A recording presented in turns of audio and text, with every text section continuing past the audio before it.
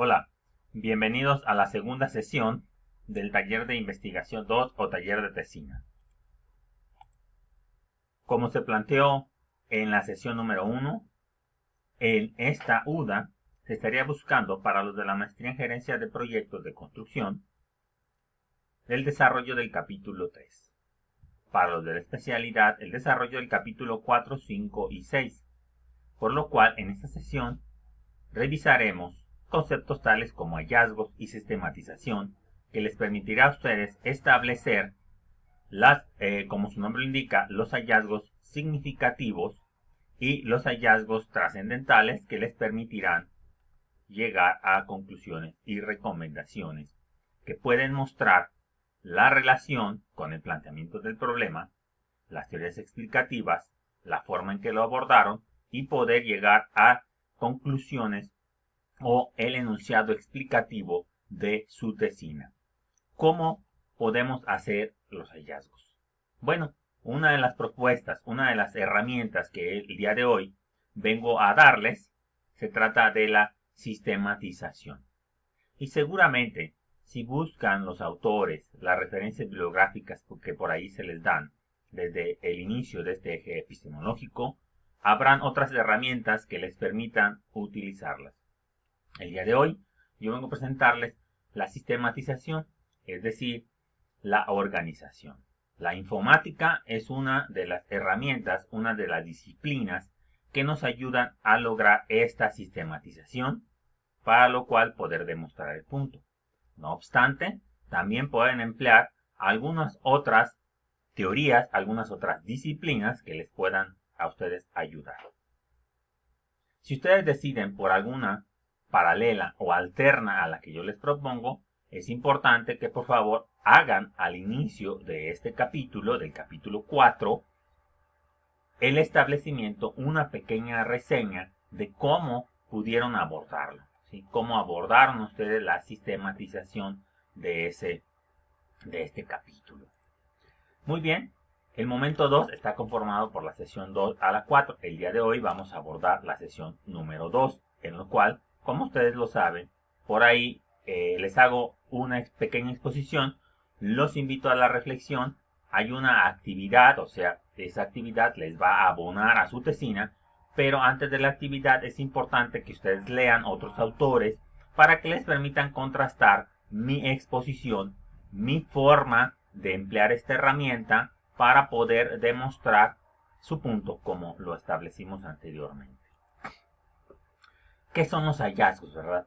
Como su nombre lo indica, bueno, un hallazgo puede ser encontrar información útil para poder hacer la emisión, la redacción, la discusión de enunciados explicativos. Los enunciados explicativos, como se ha venido exponiendo en este eje de epistemología, pues se desprenden como uno de los resultados de su planteamiento y de su marco teórico y de su marco metodológico, es decir, emplear las teorías explicativas a través del método hipotético deductivo para poder llegar a un punto, al punto que ustedes quieren demostrar con su tesina y que obviamente está consagrado en el capítulo 1. Muy bien, pero ese tipo de hallazgos, encontrar esa información, es importante poder hacer la sistematización. ¿Qué significa la sistematización? Es los datos recabados en campo, esos datos, pues hay que buscarle la forma de acomodarlos de tal manera que yo tenga en pensamiento, en mente, la forma o el modo en que me pueden ayudar a demostrar. Hay dos formas de expresarlas. Una es la prosa y otra es la gráfica. Uno de los errores más comunes en la redacción de su tesina es colocar gráficas como las que ustedes están viendo aquí y que es una imagen de internet y dejarlas sueltas, como acostumbro llamarles, ¿no? ¿Qué significa sueltas? Que no están referenciadas en la redacción, y no me refiero a que diga figura 1, figura 2 o a tablas o cualquier otra forma de llamarle a estas representaciones gráficas, ¿no? Sino que la intención es que al ponerla ahí en esa tesina, cualquier tipo de información gráfica, ustedes hagan una referencia a sus párrafos, a la redacción, que les va a permitir demostrar el punto. De otra manera no tiene caso, no tiene sentido colocar esa imagen. Entonces vamos a hacer la representación en prosa o gráfica.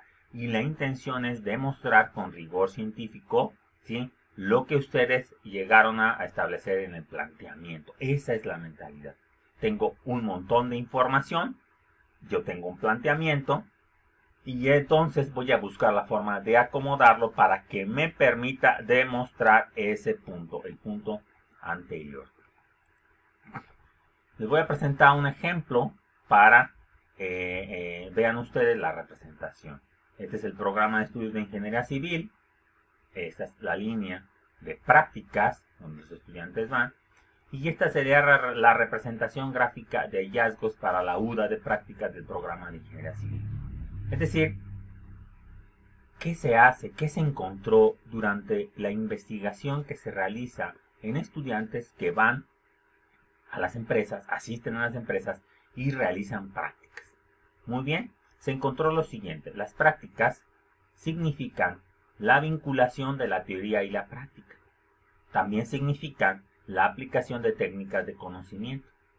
Y entonces, con este diagrama, con este mapa conceptual, yo puedo hacer la representación gráfica. No pretendo hacer la discusión sobre esta. No obstante, les muestro rápidamente que la representación gráfica nos dice las prácticas significan que es la aplicación de técnicas de conocimiento, implica talleres del eje de prácticas, es decir, que los estudiantes deberían de estar preparados en la escuela para poder llegar y desempeñar y desarrollar su trabajo en la industria de manera más adecuada, ¿sí? Y eso significa pues que se les dan características teóricas, se les dan una capacitación antes de que vayan por allá a lo que es la industria. Y por acá tenemos otras, ¿no? Que obviamente ya lo sabemos, cualquiera que haya estudiado ingeniería civil, no importa que sea profesor o no sea profesor, sabe que cuando va a las empresas, pues hay una experiencia de aprendizaje reflexivo que le permite ayudar, ¿sí? Y finalmente, ¿qué es lo que otorga la línea de prácticas? Les da competencias para la reflexión y la crítica constructiva, ¿sí? Les permite aplicar sus conocimientos teóricos de la clase, de las clases del aula, y trasladarla a lo que es la industria y ver si su alineamiento cognitivo, de acuerdo con VIX, les ayuda a resolver los problemas. Si no les ayuda a resolver los problemas, pues entonces necesitan modificarlo a través de regresar con su asesor de prácticas o con el ingeniero, el profesionista en el cual ustedes dependen. Y es ahí que es importante la vinculación universidad-industria, que nos permita tener la escuela en la industria. También le llaman el currículo mixto, es decir, también allá los ingenieros responsables son profesores, pero también tienen que ser capacitados para saber exactamente por dónde lo van a hallar. Ese es el hallazgo de ese tipo de investigación que se puede representar gráficamente. ¿No? Ahora, en prosa significa, ok, no alcanzo, ¿verdad? Porque ya les comentaba, depende mucho del estilo de aprendizaje, si son muy gráficos, depende de muchas teorías que ustedes como aprenden, como enseñan, y obviamente pues aquí está, ¿no? Por aquí ustedes lo pueden observar en mi exposición. Muy bien, hago un esfuerzo, hago una representación gráfica, pero en general a mí se me da más el discurso. De hecho, por eso estoy en este momento haciendo esta exposición. Y aquí está, se hacen hallazgos en prosa, es decir, hago el escrito y empiezo a escribir lo anterior, lo que les acabo de exponer. Aquí está, y dice la crítica como capacidad que potencia la diversidad de argumentación, etcétera, etcétera. Hay toda una descripción en prosa de esto. Y si yo quiero, pues nuevamente se les dice, en la tesina hago la descripción en prosa y luego hago una pequeña representación gráfica que me ayuda a reforzar mi observación o mi teoría explicativa. Y con eso puedo hacer la siguiente observación con los resultados de la investigación. Es decir, los estudiantes del programa de ingeniería civil que acuden a la industria a realizar prácticas no están desarrollando las competencias adecuadamente. Y en conclusión, se debe de hacer una vinculación adecuada entre la industria y la Universidad de Guanajuato, que nos permita a los actores, ¿verdad? A los profesores, a los estudiantes, al profesionista que lo reciba, ¿sí? Tener una idea, una concepción de qué es lo que realmente debe de realizar el estudiante allá y bajo qué situaciones y contextos lo debo de exponer y cómo lo puedo retroalimentar para que el estudiante pueda desarrollar sus competencias laborales, que son muy importantes en la actualidad. Eso sería el resultado y con eso terminaría mi tesina de escribirla, que es un caso de estudio. Es un caso de estudio. ¿Qué pasa con las prácticas del programa de ingeniería civil? Muy bien. Entonces, lo que necesitamos es gestionar el conocimiento hallado durante la investigación. No es tan sencillo. Yo ya les expuse cómo lo pueden realizar. Aquí les dejo esta pequeña diapositiva en la cual se pueden apoyar para realizar la gestión del conocimiento. Y lo primero que se hace es verificar que se esté dando esto. Estas características de su información, de sus hallazgos, de la sistematización que les va a permitir encontrar los hallazgos, es reconstruir y explicar los supuestos iniciales. O sea, les ayuda a explicar su planteamiento, el capítulo 1. Recupera y organiza la experiencia y los resultados de la investigación. Es un proceso de reflexión crítica para comprender e interpretar hallazgos.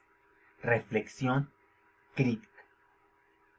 Y es ahí donde hay una gran separación entre los estilos de aprendizaje. Si ustedes utilizan a diferentes teorías de la gestión del conocimiento, de los estilos de aprendizaje, entonces podemos tener a los teóricos reflexivos y una reflexión crítica es el pan de cada día. Pero los activos pragmáticos, que son el 80% de los egresados de los programas de ingeniería civil, no conozco los otros, ¿verdad? Sé que hay egresados de otras carreras. El 80% de los ingenieros son más activos pragmáticos. Y está bien, porque al final de cuentas tienen que salir a la obra a resolver problemas y no se pueden quedar trabados a la mitad esperando encontrar las teorías explicativas que les ayuden a encontrar el mejor resultado. No obstante, la mayoría de los profesores que nos quedamos aquí a realizar este tipo de trabajo de la docencia tendemos a ser más teóricos reflexivos. Entonces, y aquí cierro esta diapositiva donde dice, es un proceso de reflexión crítica. Bueno, a mí no me cuesta el trabajo de hacer una reflexión crítica, pero sé que a algunos de ustedes sí les puede estar costando esta reflexión crítica. Y al final de cuentas lo que se buscaría es producir conocimiento mediante la depuración o sistematización de la información, es decir, o de la experiencia, es decir, investigación documental o investigación de campo, que ayude a enfatizar las mejoras, los pros, las observaciones, lo que ustedes quieren demostrar de su tesina. Y lo que sí es importante es que esta reflexión reconoce solamente la parcialidad de los resultados desde diversas perspectivas que nunca se cierran. Ese es el inconveniente del método científico. Como les he comentado, pues el principio de falsacionismo, de Popper, ¿sí? Nos diría como una especie de dendritas, ¿sí? Nosotros tenemos diferentes contextos, situaciones para estudiar un mismo fenómeno y el método científico se basa en uno solo, a través de la cláusula ceteris paribus, de tal manera que al comprobar uno, pues surgen nuevos planteamientos, es la dendrita del otro lado y así sucesivamente. Así es lo que nos permite llegar a esta gestión del conocimiento.